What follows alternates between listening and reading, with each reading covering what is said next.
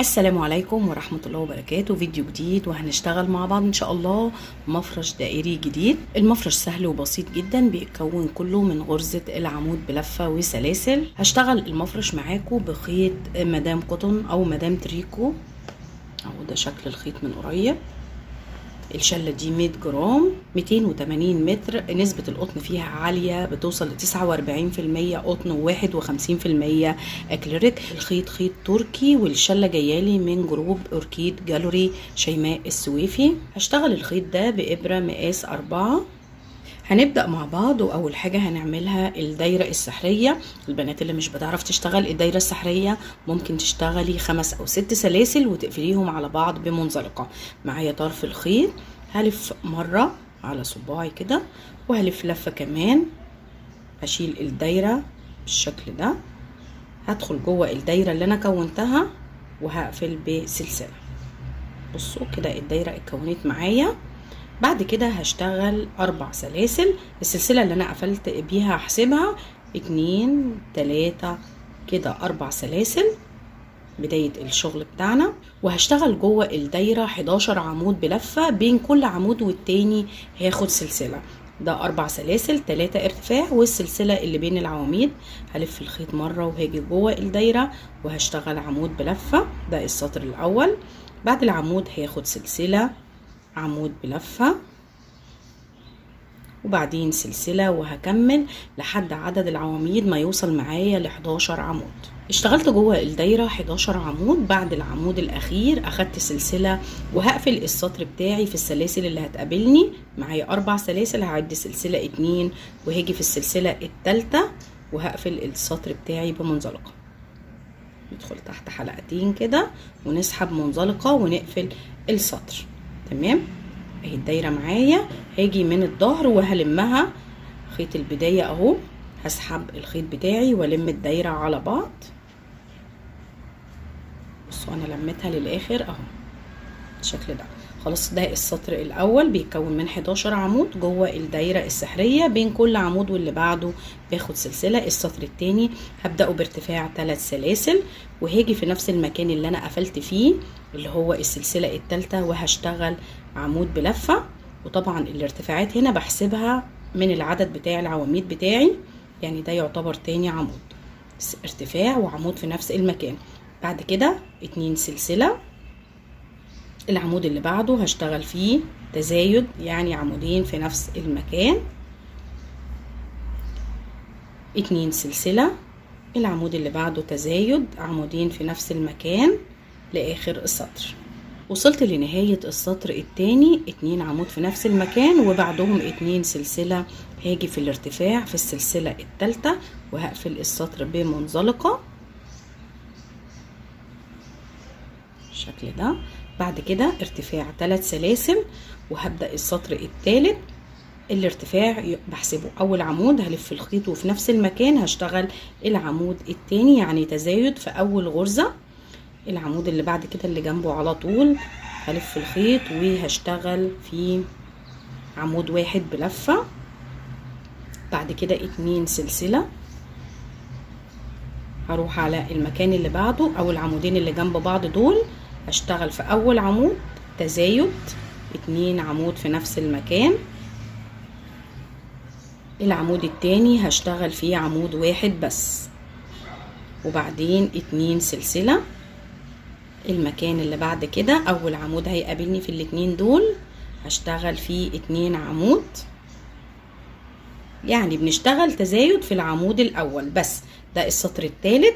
والعمود التاني بشتغل فوقيه عمود واحد زيه، وباخد بين كل مجموعة والتانية 2 سلسلة بالشكل ده. ده السطر الثالث، هنكمله بنفس الطريقة. نهاية السطر الثالث نهيتها ب2 سلسلة بعد المجموعة الأخيرة اللي بتتكون من 3 عواميد. هاجي في الارتفاع في السلسلة رقم 3 وهقفل السطر بمنزلقة بالشكل بقى كده.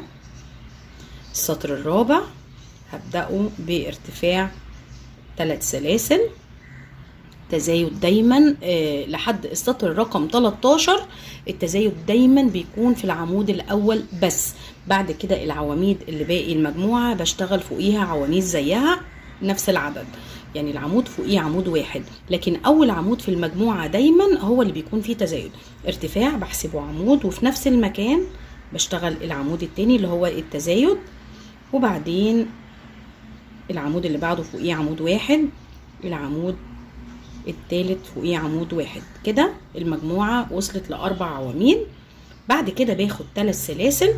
هو ده بقى الاختلاف اللي بيقابلني، ان عدد السلاسل بيختلف من سطر للتاني. ممكن طبعا يتكرر في اكتر من سطر نفس العدد، لكن بنرجع ونزود عدد السلاسل طبعا علشان التزايد بتاعنا والمفرش يوسع معايا.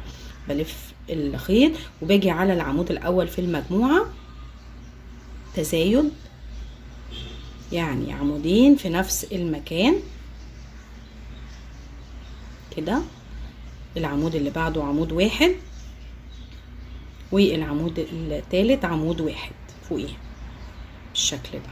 بعد كده 3 سلاسل، وبكمل فوق باقي المجموعات كلها بنفس الطريقة.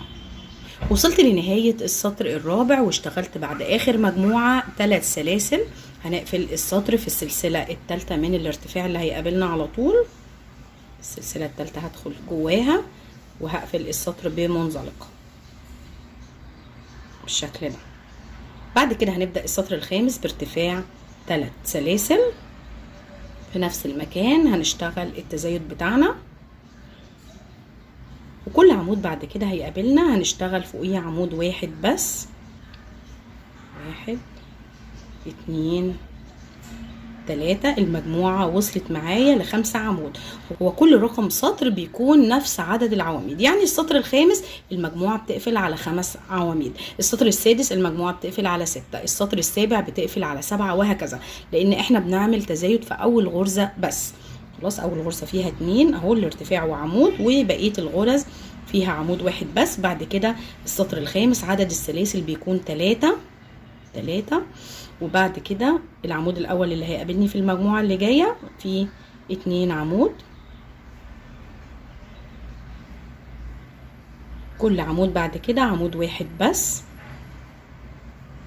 1 2 2 3. بعد المجموعة ما تكمل بالشكل ده بشتغل 3 سلاسل وبكمل السطر الخامس بنفس الطريقة. وصلت لنهاية السطر الخامس والمجموعة قفلت معايا على 5 عواميد. اخدت بعدهم 3 سلاسل، وهنقفل السطر في الارتفاع في السلسلة الثالثة منزلقة.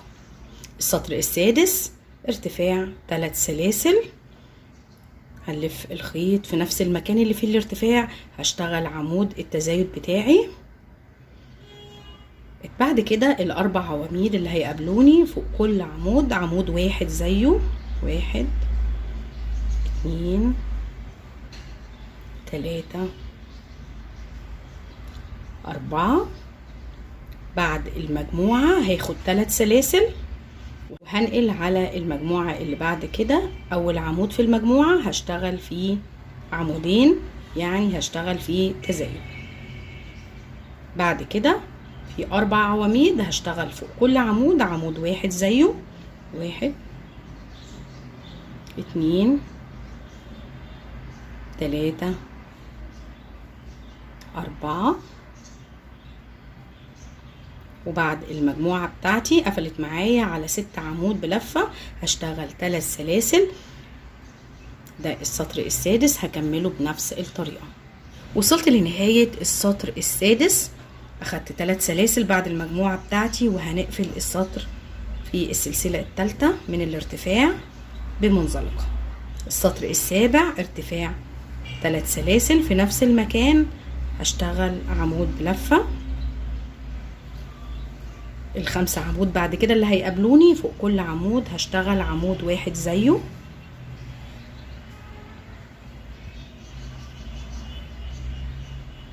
3 4 5. عدد السلاسل هيزيد معانا في السطر ده وهيوصل ل4 سلاسل بدل 3. السلاسل اللي هي بين المجموعات دي هشتغل 4 سلاسل.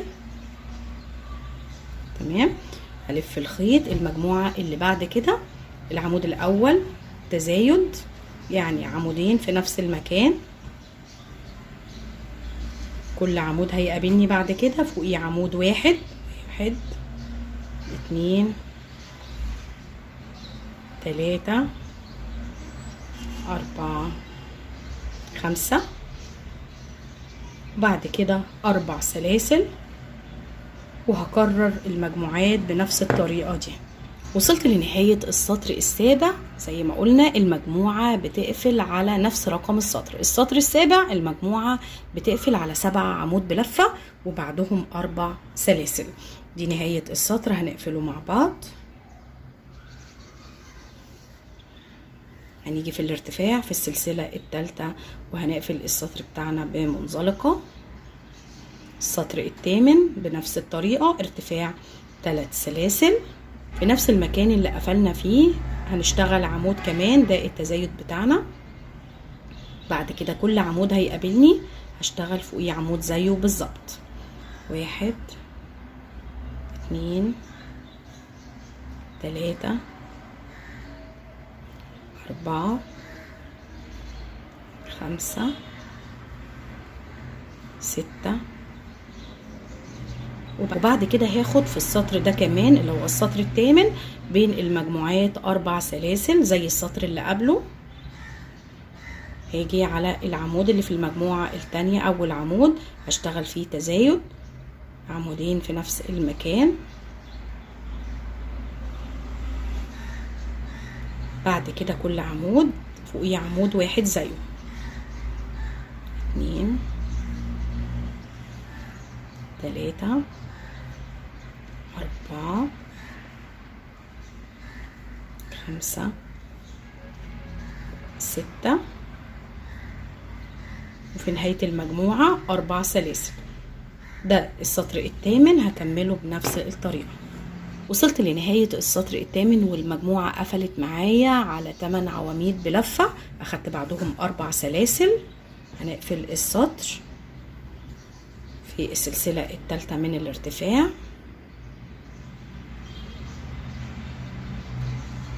وهنبدأ السطر التاسع بارتفاع 3 سلاسل في نفس المكان. هشتغل عمود التزايد اللي بيكون في بداية كل مجموعة. بعد كده كل عمود هيقابلني هشتغل فوقيه عمود واحد زيه.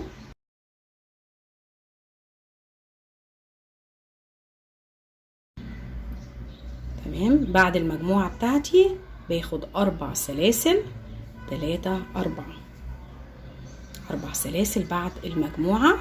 الف الخيط، اول عمود هيقابلني فوقيه تزايد 2 عمود في نفس المكان. كل عمود بعد كده فوقيه عمود واحد زيه.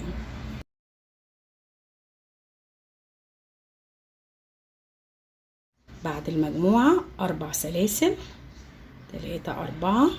ده السطر التاسع وهكمله بنفس الطريقة.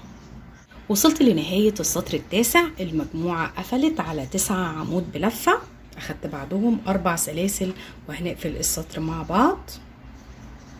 السلسلة الثالثة هقفل بمنزلقة. ونبدأ السطر العاشر ارتفاع 3 سلاسل. اول مكان اللي انا قفلت فيه جنب الارتفاع هشتغل التزايد بتاعي اللي هو العمود بتاع التزايد. بعد كده العمود اللي بعده عمود واحد، وكل عمود هيقابلني في المجموعة هشتغل فوقيه عمود واحد بس من غير تزايد.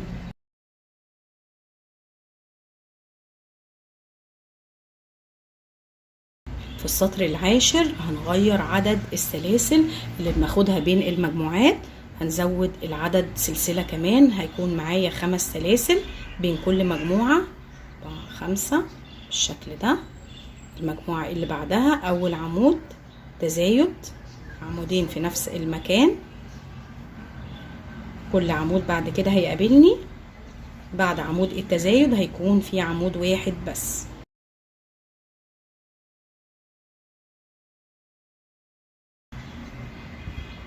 بعد التزايد بشتغل 8 عمود بلفة بين المجموعة دي واللي بعدها. باخد 5 سلسلة 4 5 وبنقل على المجموعة اللي بعدها وبشتغلها بنفس الطريقة، وهكذا لنهاية السطر. وصلت لنهاية السطر العاشر والمجموعة قفلت معايا على 10 عمود بلفة، واخدة بين كل مجموعة والتانية 5 سلاسل. هنقفل السطر مع بعض بنفس الطريقة في السلسلة الثالثة بمنزلقة. هنبدأ السطر رقم 11 ارتفاع 3 سلاسل في نفس المكان. هشتغل عمود التزايد فوق الارتفاع في نفس المكان اللي انا قفلت فيه. كل عمود بعد كده هيقابلني هشتغل فوقيه عمود بلفة.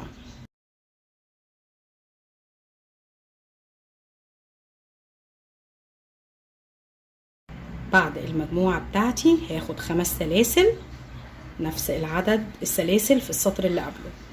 هنقل على المجموعة التانية في اول عمود هشتغل تزايد، يعني عمودين في نفس المكان. بعد العمود الاخير هاخد 5 سلاسل 4 5 وهنقل على المجموعة اللي بعدها، وكل المجموعات هشتغلها بنفس الطريقة لنهاية السطر. وصلت لنهاية السطر رقم 11 والمجموعة قفلت معايا على 11 عمود بلفة، واخدت بعد كل مجموعة 5 سلاسل. هنقفل السطر مع بعض. هنيجي هنا في الارتفاع في السلسلة الثالثة وهنقفل بمنزلقة، وهنبدأ السطر رقم 12 ارتفاع 3 سلاسل. اول عمود او اول مكان اشتغلنا فيه هنرجع نشتغل فيه عمود كمان، عمود التزايد بتاعنا، عمودين في نفس المكان. بعد كده كل عمود هيقابلني هشتغل فوقيه عمود واحد بس.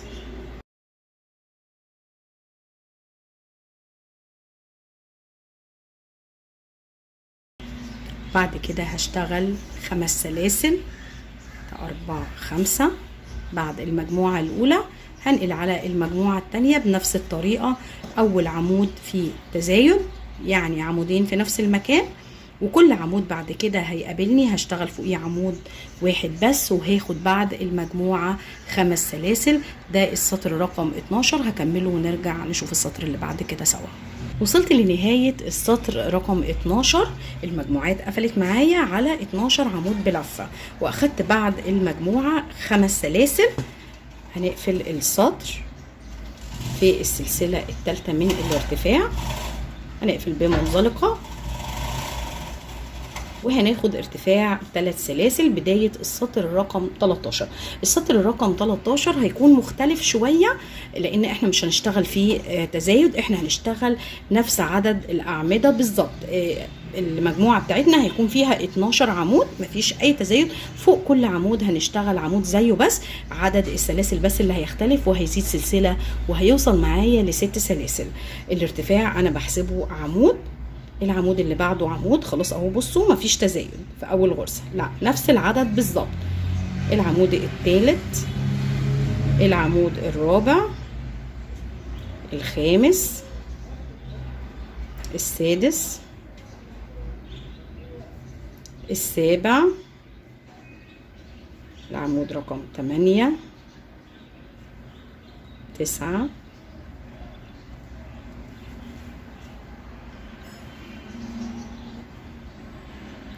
10 11 12 عمود نفس عدد المجموعة بالظبط. بعد كده هنشتغل 6 سلاسل 3 4 5 6. هننقل على المجموعة اللي بعد كده كل عمود فيه عمود من غير تزايد. اول عمود، العمود الثاني، العمود الثالث، وهكذا لحد نهاية المجموعة. بعد المجموعة ما تخلص معايا هتقفل على 12 عمود، هنشتغل 6 سلاسل، وهكذا كل المجموعات لنهاية السطر. وصلت لنهاية السطر رقم 13. ما كانش فيه تزايد خالص ولا غرزة، زودت بس عدد السلاسل سلسلة واحدة بس. اخدت بعد المجموعة الاخيرة 6 سلاسل. هنقفل السطر في السلسلة رقم 3. هنبدأ السطر رقم 14 وهيكون شوية مختلف لان احنا هنبدأ كده نشتغل التناقص انا قفلت في الارتفاع في السلسله الثالثه، هاجي على الغرزه الثانيه، مش هشتغل حاجه بقى خالص لان انا هبدا اعمل التناقص. هاجي في العمود الثاني هاخد منزلقه عشان اكون فوق العمود بالظبط. بعد المنزلقه هشتغل 3 سلاسل ارتفاع بحسبهم اول عمود. بعد الارتفاع هاجي على الغرزه الثانيه، خلاص الارتفاع انا مش هشتغل جنبه حاجه لان هو يعتبر اول عمود، انا بحسبه اول عمود. هاجي على الغرزه او العمود اللي بعده هشتغل عمود بلفه، العمود الثالث فوقيه عمود، العمود الرابع، العمود الخامس، العمود رقم 6،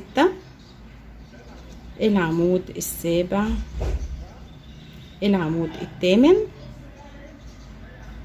التاسع، والعمود رقم 10. العمود رقم 11 او العمود يعتبر رقم 12 في المجموعه لان انا سبت اول عمود فاضي، العمود رقم 12 مش بشتغل فيه حاجه، انا بسيبه فاضي. فبعمل في بدايه المجموعه غرزه تناقص وفي نهايه المجموعه غرزه تناقص. بعد العمود اللي قبل الاخير ده باخد 2 سلسله، بلف الخيط، باجي هنا جوه الفراغ ده بشتغل عمود بلفه. بعد العمود 3 سلاسل في نفس المكان جنب العمود، برجع بشتغل عمود كمان بالشكل ده اهو. بعد كده 2 سلسله وبلف الخيط، باجي على المجموعه اللي عليها الدور، بسيب اول عمود فاضي عشان هعمل تناقص في كل المجموعات، وباجي على العمود الثاني اشتغل عمود، العمود الثالث، العمود الرابع، الخامس، السادس، السابع، الثامن، التاسع، والعمود رقم 10، والعمود ال11. العمود رقم 12 انا بسيبه فاضي، عمود في اول المجموعه فاضي وعمود في اخر المجموعه فاضي. بعد كده 2 سلسله، باجي على الفراغ اللي بتكونه السلاسل، بلف الخيط، بشتغل عمود بلفه، 3 سلاسل، عمود بلفه تاني، و2 سلسله، وبنقل على المجموعه اللي عليها الدور، بسيب اول غرزه وبروح على التانيه بشتغل عمود بلفه، وهكذا كل المجموعات بشتغل فيها بنفس الطريقه. وصلت لنهايه السطر رقم 14، شكله زي ما احنا شايفين كده. بصوا خلاص هنقفله مع بعض بمنزلقه بنفس الطريقه اللي بنقفل بيها كل السطور. اخر سلسلتين هاجي على الارتفاع في السلسله الثالثه، هدخل وهقفل بمنزلقه. بعد ما قفلت بمنزلقه مش هشتغل في نفس المكان اللي انا قفلت فيه، زي ما قلنا السطور اللي جايه في المجموعات بتاعه العواميد هنشتغلها كلها فيها تناقص. قفلت في السلسله الثالثه، هاجي على العمود اللي بعدها على طول اللي هو بعد الارتفاع، هاخد منزلقه كمان جوه العمود عشان اكون فوقيه بالظبط، وارتفاع 3 سلاسل واحسبه اول عمود، يعني كده ما اشتغلتش فوق العمود الاول اللي هو الارتفاع، عملت تناقص في اول غرزه. الارتفاع على تاني غرزه هلف الخيط وهاجي على الغرزه الثالثه وهشتغل عمود بلفه، الغرزه الرابعه، الخامسه، السادسه، السابعه، الثامنه، والغرزة رقم 9. الغرزة رقم 10 مش هشتغل فيها، هسيبها فاضية. يبقى كده عملت تناقص في اول غرزة وعملت تناقص في اخر غرزة في المجموعة. بعد كده هشتغل 3 سلاسل، هاجي هنا على السلاسل اللي انا كنت شغلاها هنا بين المجموعات، كنت شغالة 2 سلسلة عمود، 3 سلسلة عمود، 2 سلسلة. هاجي في النص هنا في الفراغ بتاع ال3 سلاسل دول هلف الخيط وهشتغل 6 عمود بلفة جنب بعض، 1 2 3 4 5 6. بعد ال6 عمود هشتغل 3 سلاسل وهنقل على المجموعة اللي بعدها على طول. هلف الخيط، هسيب اول عمود تناقص بتاعي وهاجي على العمود التاني، انا سبت ده فاضي اهو، هاجي على التاني وهشتغل عمود بلفة، التالت، الرابع، العمود الخامس فوقيه عمود، العمود السادس، العمود السابع، العمود الثامن، عمود رقم 9، العمود العاشر هسيبه فاضي بالشكل ده اهو، هسيبه فاضي. بعد كده 3 سلاسل وهنقل على الفراغ اللي بتكونه السلاسل هنا ده، شايفين المكان ده؟ هاجي في النص هنا بين العمودين في ال3 سلاسل دول وهشتغل 6 عمود بلفة، 1 2 3 4 5 6. بعد ال6 عمود 3 سلاسل، اروح على المجموعة اللي عليها الدور، هلف الخيط وهسيب اول عمود فاضي وهاجي على العمود التاني وهشتغل فيه عمود تناقص. اول عمود مش هشتغله، هشتغل العواميد كلها في المجموعة ما عدا اخر عمود، بعمل تناقص اول عمود وتناقص اخر عمود. ده السطر رقم 15 هكمله بنفس الطريقة اهو، وهنرجع نقفله ونبدأ السطر 16 سوا. وصلت لنهاية السطر رقم 15، مفرش وصل لكده. بصوا الاجزاء دي، المجموعات الجديدة دي خلاص دي اخر حاجة بعد المجموعة اللي بتتكون من 6 عواميد في الفراغ. اخدت 3 سلاسل، هنقفل السطر في السلسلة الثالثة من الارتفاع، هنقفل بمنزلقة.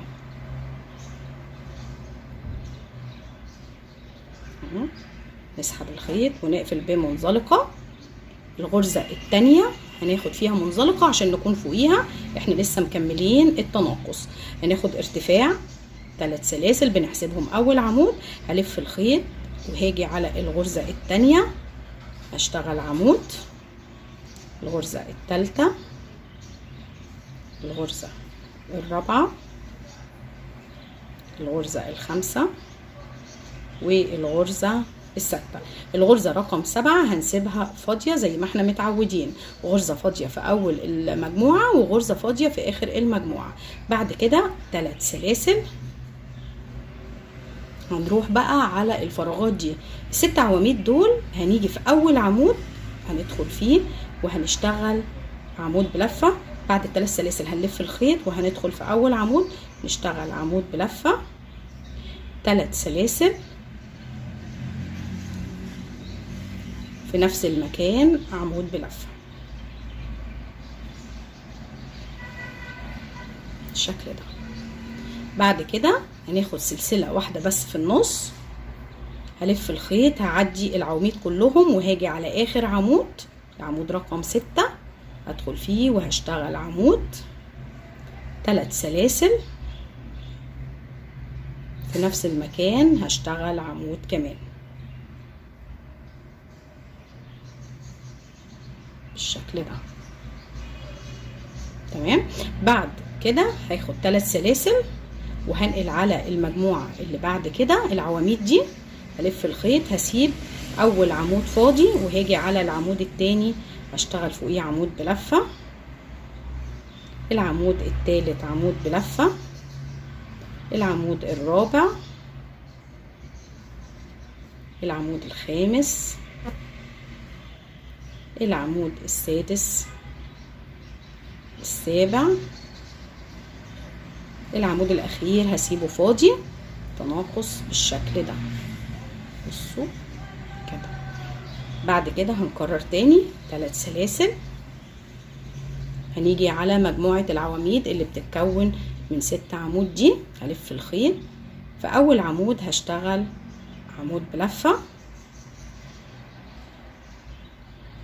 و3 سلاسل، هلف الخيط وهرجع في نفس العمود هشتغل عمود بلفة تاني، عمود 3 سلاسل، عمود في غرزة واحدة. بعد كده سلسلة واحدة هنقل على العمود الاخير هلف الخيط وهشتغل فيه بنفس الطريقة، عمود 3 سلاسل عمود، وبعدين بعد المجموعتين دول هشتغل 3 سلاسل عشان انقل للمجموعة الجديدة. هلف الخيط وهسيب اول عمود وهاجي على التاني وهشتغل عمود بلفة وهكذا، وهسيب اخر عمود فاضي عشان التناقص يكون من الجنبين، وهشتغل بين المجموعات بنفس الطريقة دي. ده السطر رقم 16، انا هكمله بنفس الطريقة ونرجع نقفله سوا. وصلت لنهاية السطر رقم 16. بصوا الشكل وصل لكده، ومقاس المفرش بدأ يكبر معانا، حجمه بقى كويس جدا، ولسه طبعا مكملين شغل اهو. ده مكان التناقص. دي نهاية السطر، هنقفله بنفس الطريقة في السلسلة الثالثة من الارتفاع، هنقفله بمنزلقة، وهنبدأ السطر رقم 17 هنمشي للعمود اللي بعد كده. خلاص اول عمود قفلنا فيه هنسيبه وهننقل على العمود التاني وناخد منزلقة عشان نعمل تناقص مرة تانية، وارتفاع 3 سلسلة بحسبهم اول عمود، بلف الخيط وباجي على العمود التاني بشتغل فيه عمود واللي بعده وكمان اللي بعده، وبيتبقى معايا عمود واحد بس بسيبه فاضي بالشكل ده. يعني عدد العواميد معايا وصل ل4 عمود في المجموعة بما فيهم طبعا الارتفاع.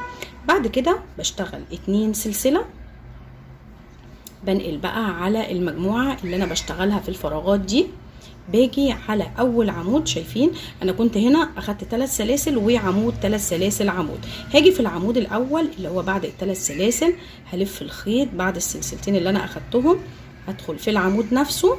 بصوا انا دخلت فين؟ في العمود نفسه، وهشتغل عمود بلفة. هاجي جوه الفراغ اللي بتكونه ال3 سلاسل دول وهشتغل فيه 6 عمود، 1 2 3 4 5 6. بعد كده هاجي على العمود التاني اللي انا كنت اخداه بعد ال3 سلاسل اللي كانوا مكونين لي رقم 7 ده. بصوا هنا اشتغلت في اول عمود زيه، جيت في الفراغ اشتغلت 6 عمود، هاجي في العمود التاني وهشتغل فوقيه عمود عشان اكون كده اشتغلت 8 عمود بلفة اول حاجة بالشكل ده. بعد كده هاخد سلسلة واحدة بس وهنقل على الفراغ التاني اللي جنبه، فوق اول عمود هشتغل عمود زيه بنفس الطريقة. بعد كده هروح على الفراغ نفسه هشتغل فيه 6 عمود بلفة، 1 2 3 4 5 6، وكده 7 عمود في العمود، وال7 اللي جوه الفراغ هلف الخيط وهاجي على العمود الاخير طلع التاني ده هشتغل فيه عمود بلفة. وزي ما بدأت المجموعة ب2 سلسلة هقفل ب2 سلسلة.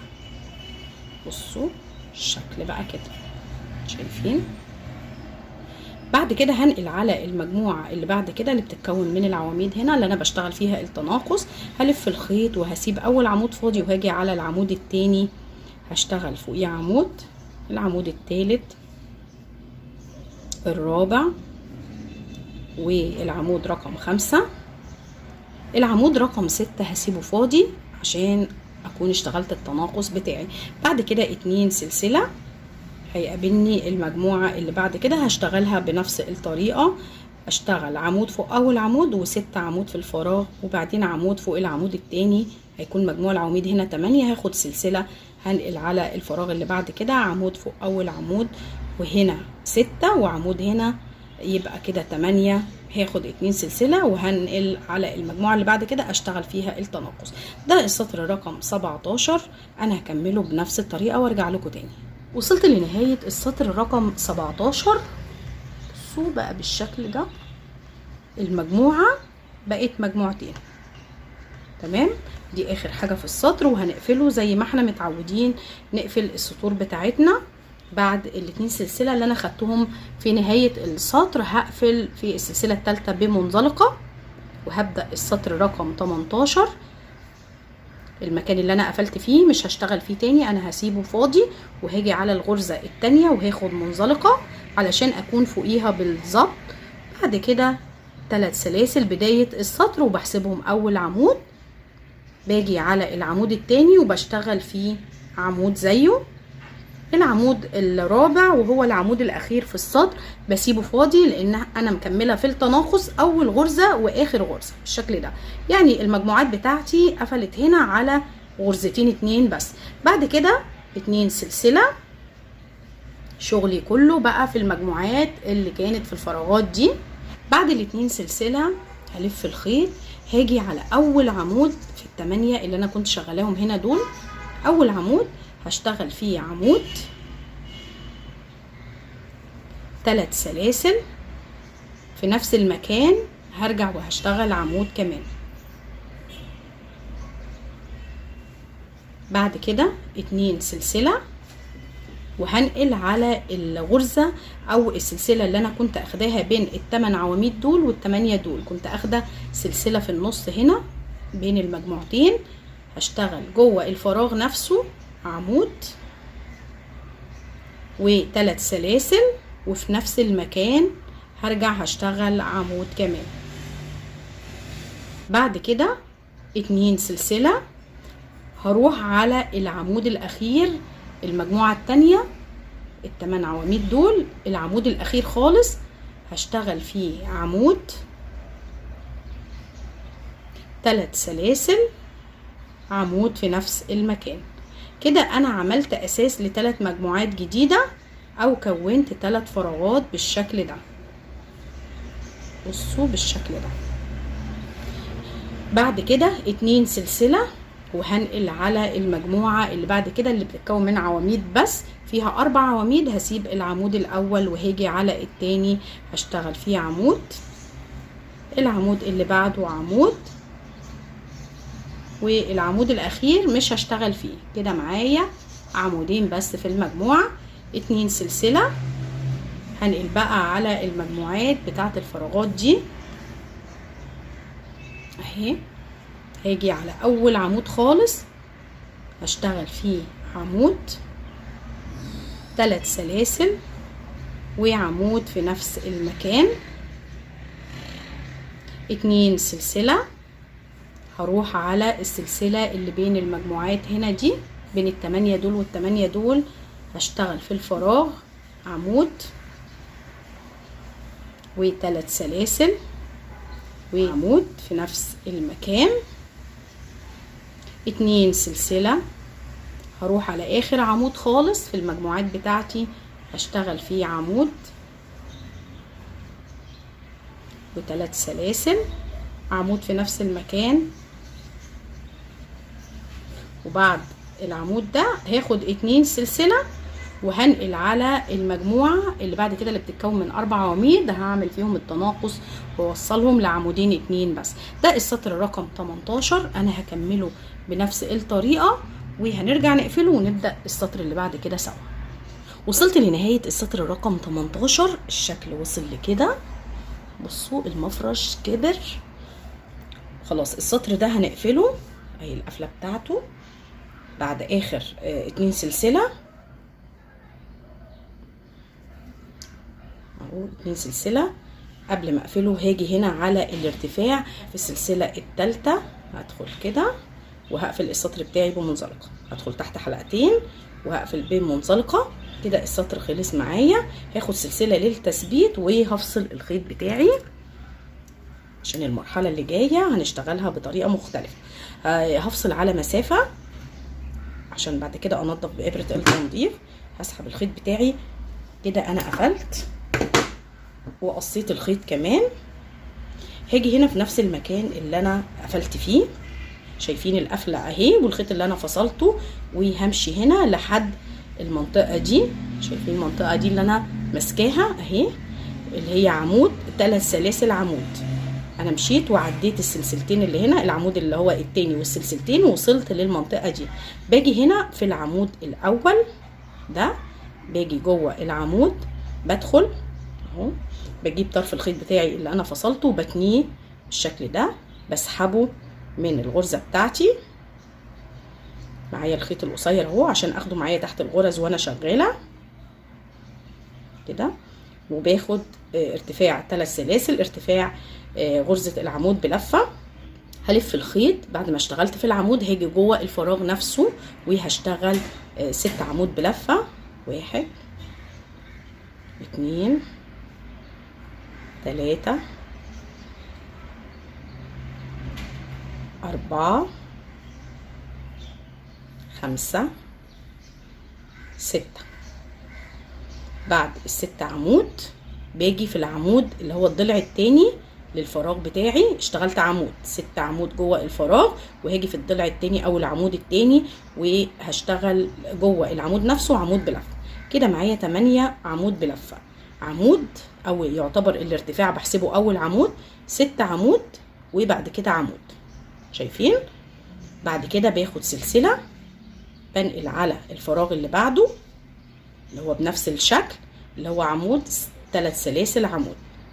بلف الخيط وباجي في العمود الاول بشتغل عمود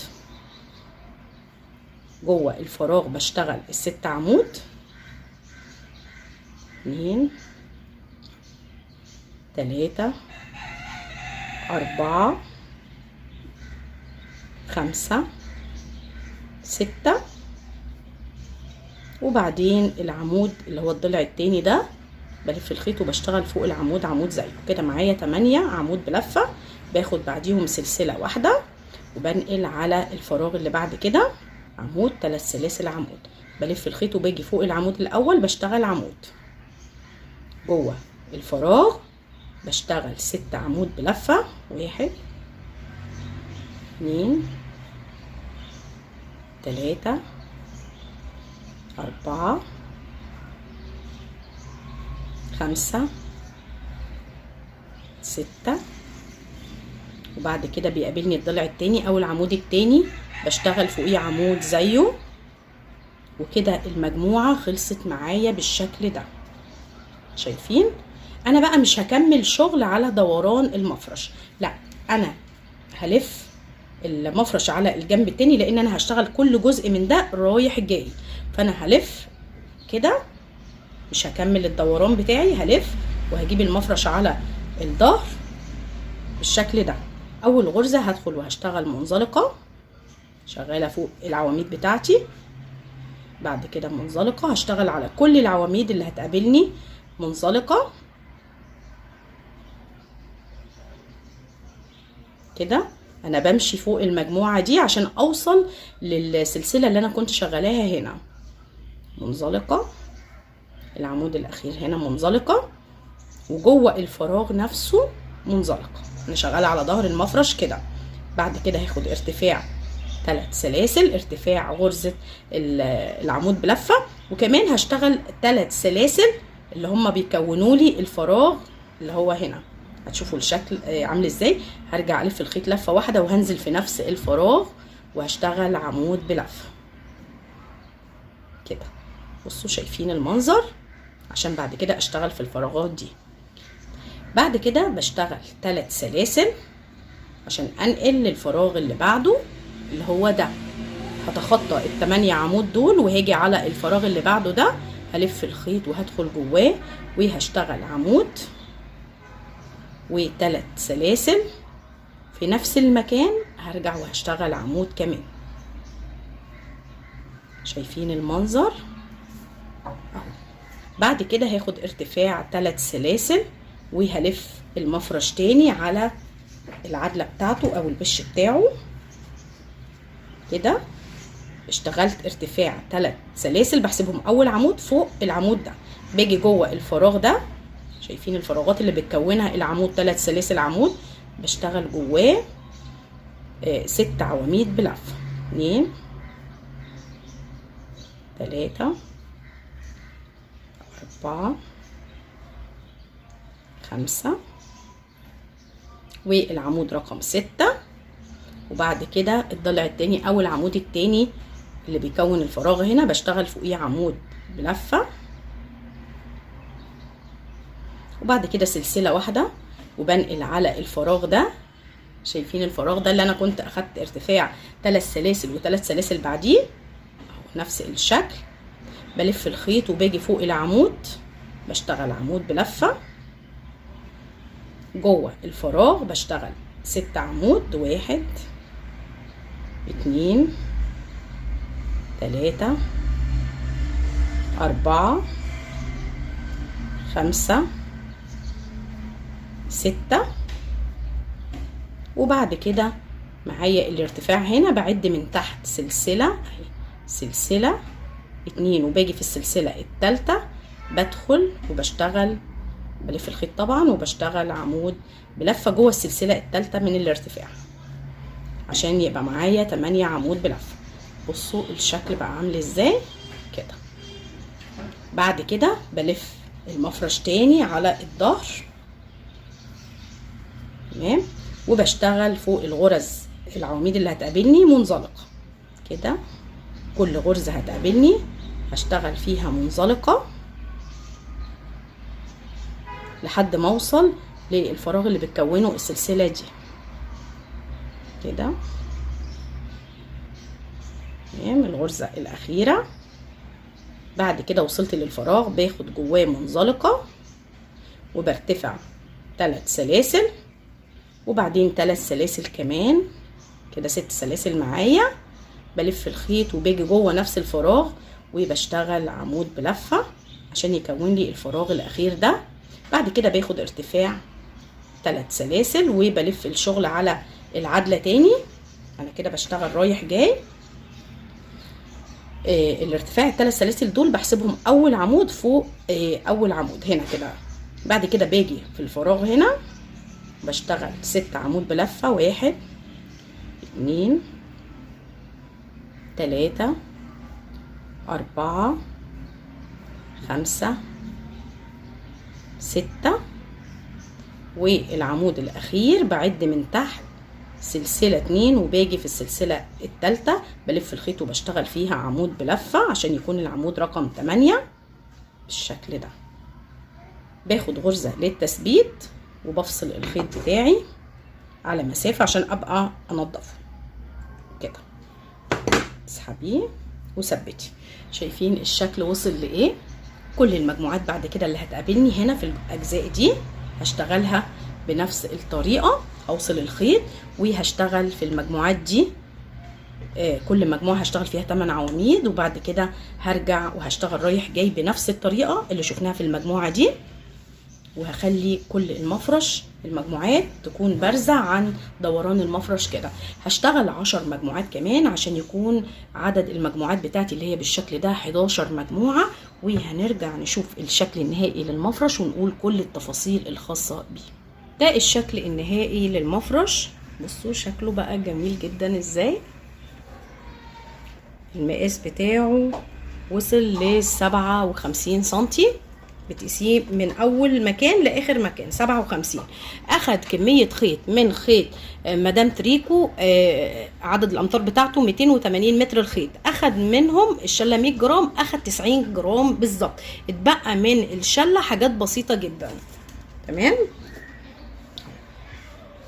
اشتغلته بابره 4. اتمنى ان شاء الله ان هو يكون عجبكم. هستنى طبعا رايكم في التعليقات، ولو عجبكم الفيديو دوسوا لايك، واللي لسه بيشوفني لاول مره وما عملش اشتراك يدوس على كلمه اشتراك او سبسكرايب الموجوده تحت الفيديو، وكمان يفعل الجرس علشان يوصلوا كل جديد من الفيديوهات اللي بتنزل على القناه. والسلام عليكم ورحمه الله وبركاته.